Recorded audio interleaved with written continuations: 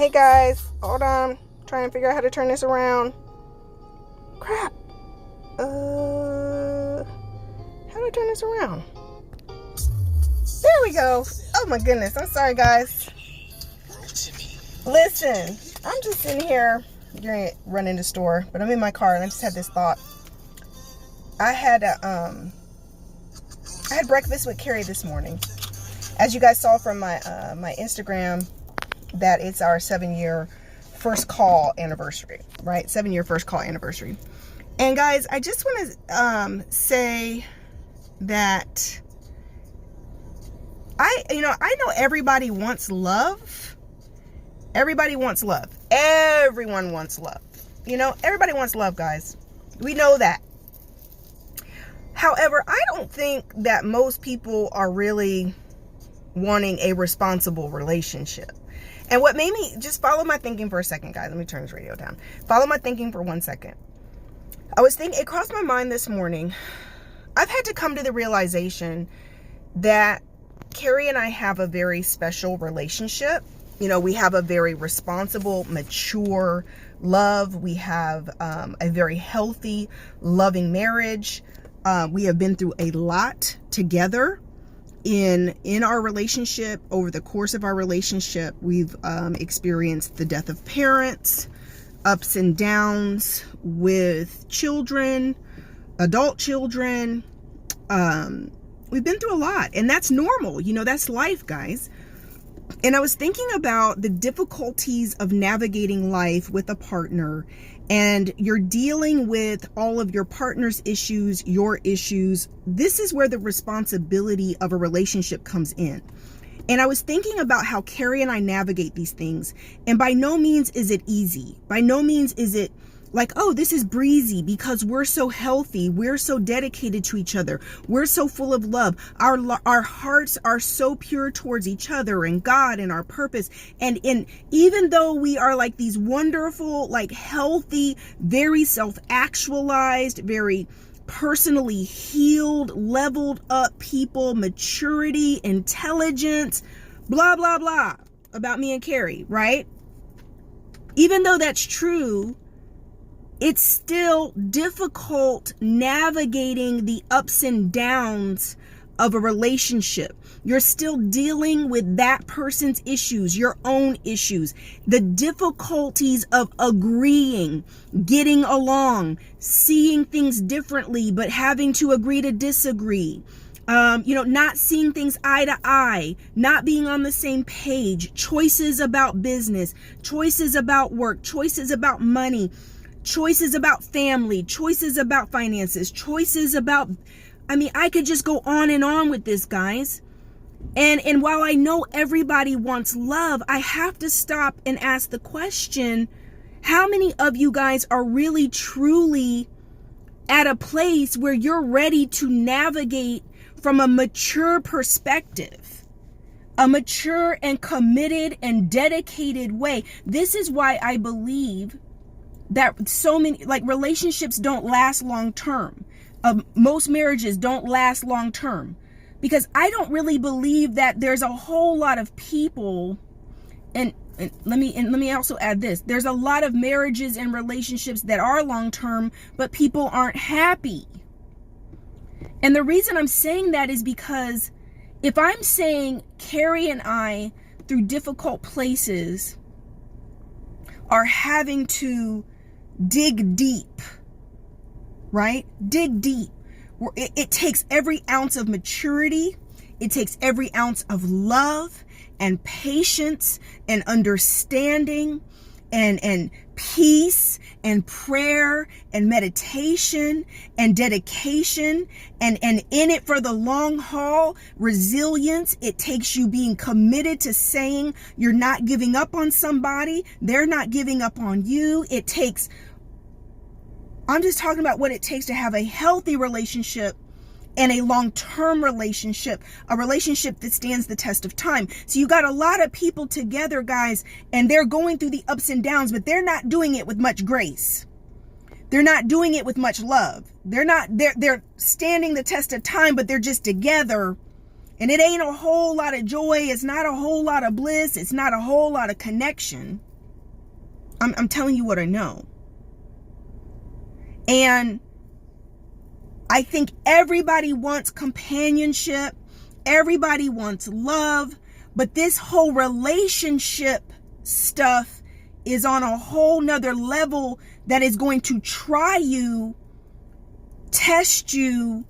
It is going to have to make you dig deep into looking into who you are as a person and who your partner is. That's right. Wearing Her Crown 39 says it's smoke and mirrors. And guys, the reason I'm being this like honest and vulnerable with you is I'm saying to you, just point blank, I'm just keep it real. If it is hard for two people like Carrie and Rebecca Pope, who have been through years of therapy, counseling, coaching, reading books, dedicated to personal development, dedicated to personal self-actualization, personal truths, dedicated to digging in and fighting through our fears and conquering our own personal issues. And we're constantly holding ourselves accountable as leadership to be looking at self and self-inventory and working at overcoming any lack and the struggles and the issues and the pain and the trauma and if we are two people in a relationship, both individually dedicated to that personal development and growth, what about the other 95% of people who are not dedicated like that to working through their own shit, and then they're in relationships? Because we know 90% of the population doesn't do that work. So I just had like this really like kind of like coming home to Jesus moment, right? Where I'm sitting here like, if this is hard for me and Carrie, and we are in love and we're best friends and we are both very healed, we're not perfect, guys. I'm not trying to say that. We're not perfect. Nobody's perfect. We are always a work in progress. But if there's a scale of 1 to 10 in the whole healed, whole, doing your work, intentionally always working on self, if there's a scale for that, I would say Carrie and I are 8 or 9s. Right? I would say on a scale of self-healing, wholeness, self-awareness, trying our best to work on ourselves at all times to be the best that we can be so that our partner gets the benefit of that, I would say Carrie and I are 8s or 9s. Okay? Right, Nicholas 954 said it is work every single day, not sometimes, every single day. Guys, do you know what I was thinking about this morning? And I'm just going to be 100 with y'all. I was thinking about this morning, like, I don't think that most of you guys are mature enough to navigate dealing with other people because you struggle to deal with yourself. If we're really honest, most people are struggling with all their own self stuff, insecurities, low self-esteem, pain, trauma, denial, toxic parents, you name it, all kinds of stuff going on with you, and you won't even deal with that. And because if 90% of the population, 85 to 90% of the population is not emotionally aware. In other words, you don't focus on yourself. You're unaware of your triggers. You're unaware of your emotional trauma. You're unaware of your baggage. You're unaware of everything, which means you go into a relationship blind because you just want love. I just want love, right? I just want to be loved. I just want to give love. I feel my best when I'm in love and when I'm loving someone. But then we wonder why after the initial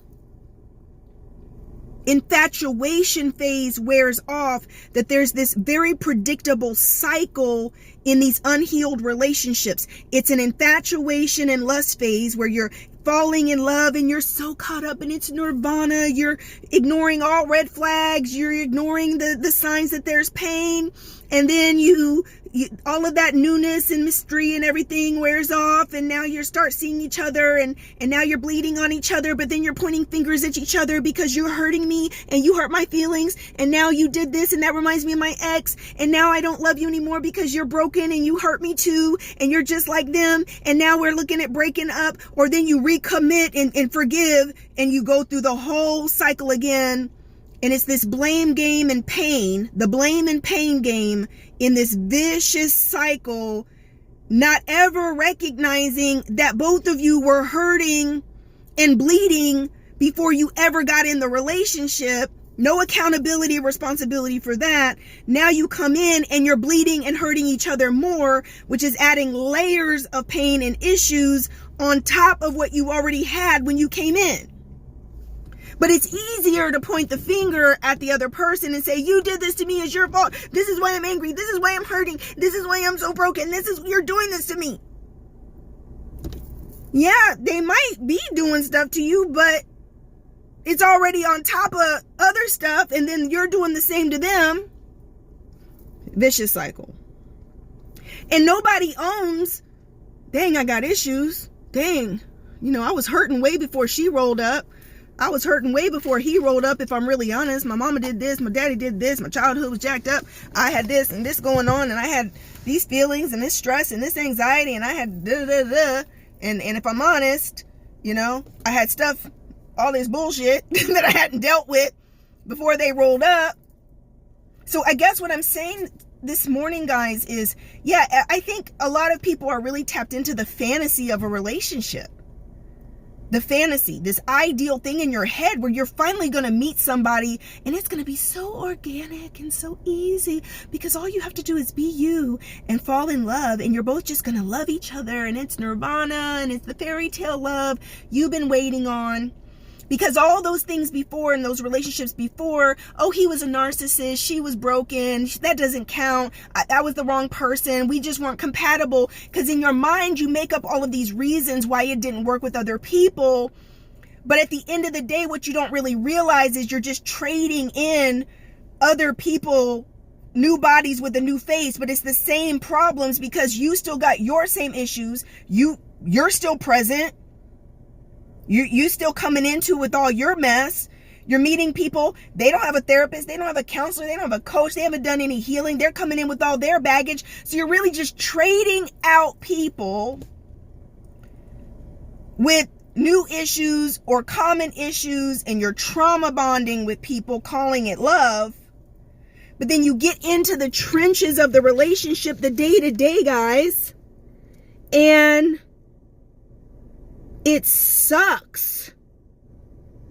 The day-to-day is hard. The day-to-day mundane. The day-to-day hurt feelings. Why did you say it like that? And why don't you care? And why don't you want to have sex today? And what's going on with you? Why are you quiet? And oh, you triggered me. And oh.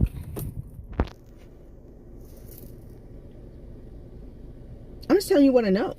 And if Carrie and I have this amazing relationship and we're two very healed and whole people, what's it like for average people? Because it's still not easy. What's it like for average people? What's it like for people who aren't doing any of that work, right? Nicholas says, many do not truly know what they want because when you get it, you realize you have to actually work to keep it, right? You do. It's work. Lynn Lisa says, yep, that was my issue in the beginning of my relationship. Then hubby and I found you 4 years ago, been working on self since and growing. Thank you. You're welcome, sweetheart. It's work for self-actualized couples, and it's extra work if only one part of the couple is doing the inner work. Listen, Dr. Ghoul, you done said a whole word. A whole word. I mean, literally, a lot of the time in these relationships, it's a lot of the time neither people are doing any work. And then the next level is one person's doing the work and they're exhausted because you're having to deal with yourself and then deal with the unhealed, unhealthy person who's not even willing to accept that they got issues and ain't doing no work. I'm just telling y'all what I know. Get Real Be Healed, the fairy tale kingdom marriage fantasy, not realizing that it still requires work. And that's what I was thinking about, guys. Like, I love Carrie so much. Like, I love him. We went to breakfast this morning. As those of you who don't know, his mother is not doing well. And I'm just trying to be the most supportive, loving partner I can, while it's just, there are these seasons in life. I've lost both my parents and my sister. I understand death, very well firsthand. And I'm just trying to be the most supportive, loving partner that I can, right?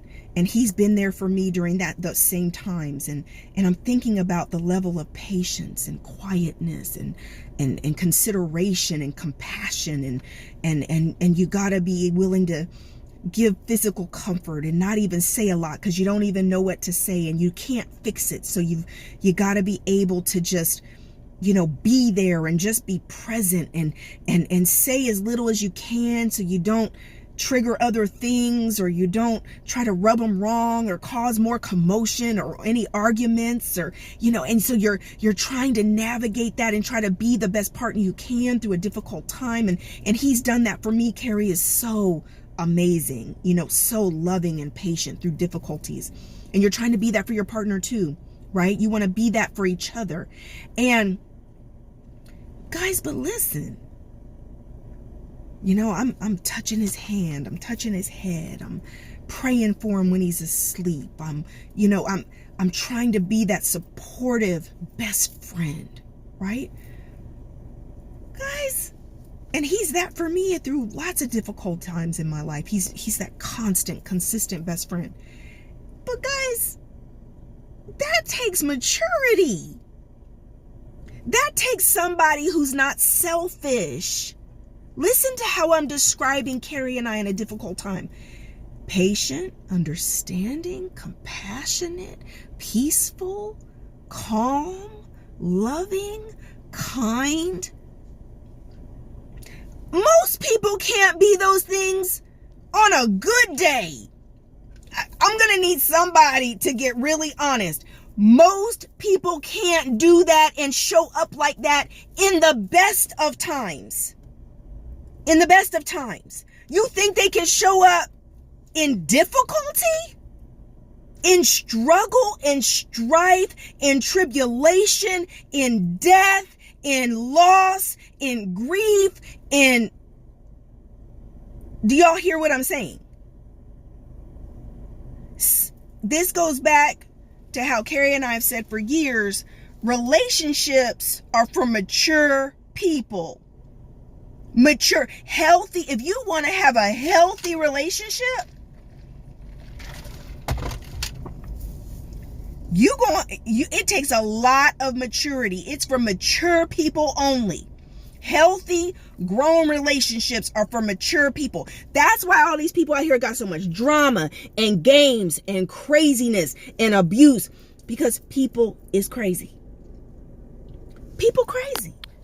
And you call yourself wanting to be in a relationship, but you ain't vetting people for the stuff I'm talking about. Like, this goes back to what I said about how you got to vet differently when it comes to serious relationships. It's one thing to be having fun. It's another thing entirely to be looking at who you going to be in bed with, who you going to be committed to, who you going to wake up to, who you going to go through life's difficulties with, right?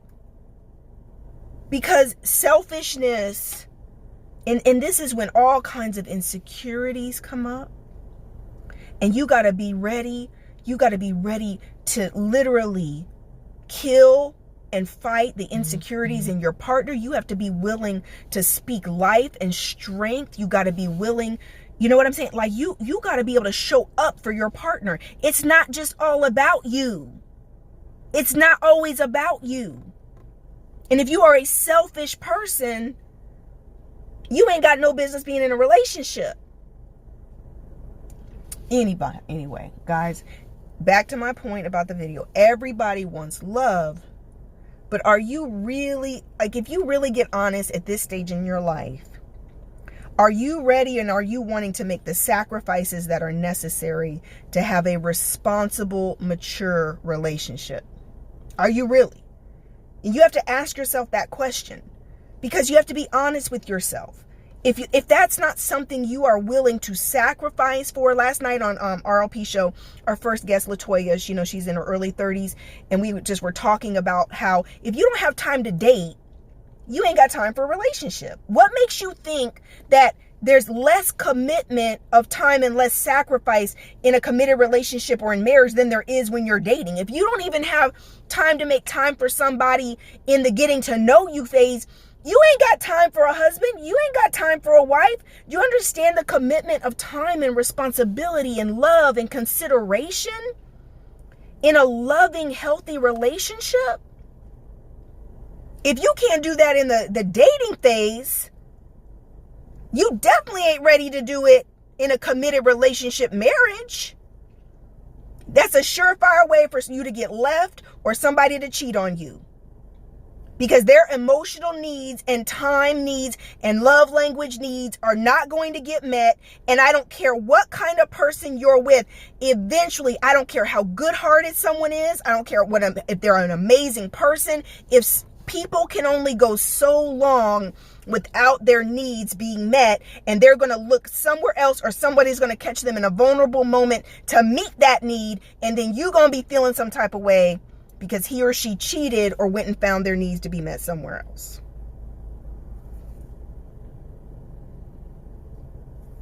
Real talk. But then he's a cheater, he's a liar, he's a dog, she's a liar, she's a cheater, she's a dog.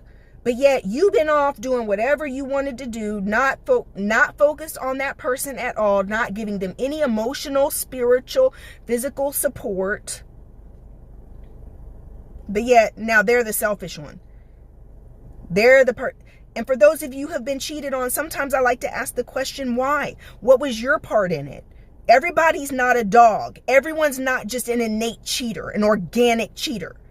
Sometimes your behavior, your input, your lack of care contributes to that. It can contribute. Don't get mad when a good person, and you've left your good person out here vulnerable to the attention of other people because you're not handling and you're not watering your grass. You're not taking care of home. And it goes both ways. And then you mad when somebody starts watering your grass, cutting and trimming your grass, and like, oh, this grass is beautiful. And you're like, dang, my grass was just okay. What? Oh, somebody else thinks this grass is amazing? Oh, now you feel some type of way. Now you're mad. Now you're jealous. Now you upset. Guys, I'm just telling you. Are you really ready for a real, responsible relationship? Are you ready? Because it is not for everyone. I'm just letting you know right now. Stop saying, I want to get married. I want to be in love. And if you stop and thinking about it, it's all about you. It's all about you. It's all about what you want. It's all about what you don't want to. You just want to be cuddling at night. You want someone to wake up to. You want someone to share the bills. You're tired of being single. You ain't stopping and thinking about the responsibilities. Unless you really, really love somebody, guys. I'm telling you what, I couldn't be with nobody but Carrie Pope. Carrie Pope is the only man I've ever loved like this to make a relationship worth it. I love him. Love through the ups and downs, the twists and turns, and the backflips, and the roller coasters, and the ups and downs of life, and the heartbreaks, and the grief, and through everything. I love me some Carrie Pope. Like, kill you over some Carrie Pope. Love that man. And if you don't love somebody at their best, at their worst, at the messy middle, if you're not willing to sacrifice and be what they need, support them, you ain't got no business getting in a relationship. Leave them alone. All right, anyway, I gotta run. I'm going shopping. I love you guys. Blessings in abundance. Sign up for dating class. All that stuff I talked about with the dating algorithms and stuff, that's in the dating class, the dating master class. Make sure you get into the dating master class. We're opening up this week. Sign up on the wait list. We'll get you the link so you can purchase your class. Love you. Talk to you soon. Bye-bye.